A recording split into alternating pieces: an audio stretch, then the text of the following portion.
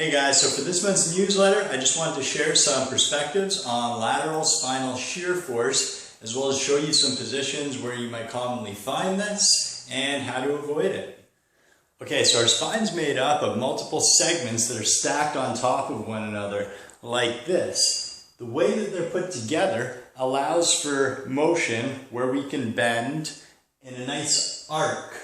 And that arc is more preferable to the shear force that we sometimes experience. So what I mean by shear force is down here where we get one segment moving this way and the other segment wanting to move the opposite way. So shear force is more like tearing, like this. So it's like gliding off one another as opposed to a nice bend and arc. That's the force that's going to cause you more pain. So what's the lateral shear force look like in action? Well, it looks like your top torso is gliding off of your bottom, like so. You add a little bit of torsion to that, you're in for a bad ride.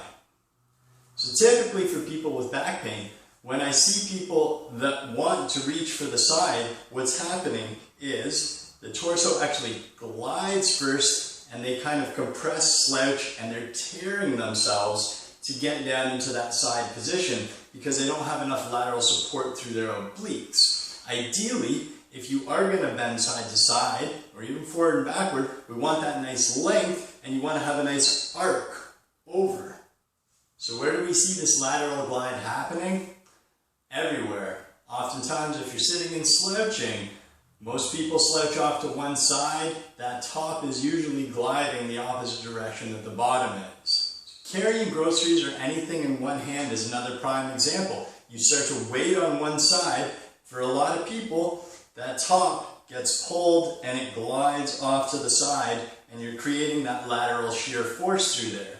Ideally, when you carry things in one hand, you want to get that elongation again through the spine, have good tension through the core, and be able to hold yourself in an upright position as opposed to slouching and relaxing through like this, which is typically where I find most people. On the exercise floor, I see this lateral glide pattern a lot with exercises, anything that involves some side bending or side stabilization.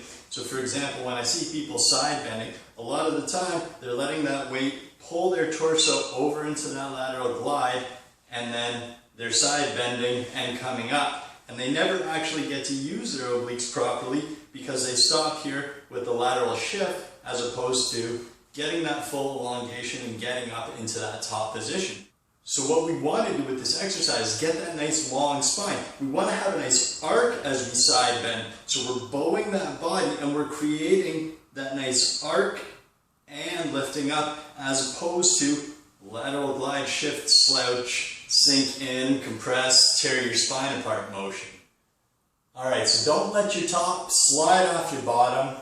We want to be conscious of your movement and where your body is and move with purpose. If you like this video, please hit the like button, subscribe, share it with your friends, and hopefully you found this information useful.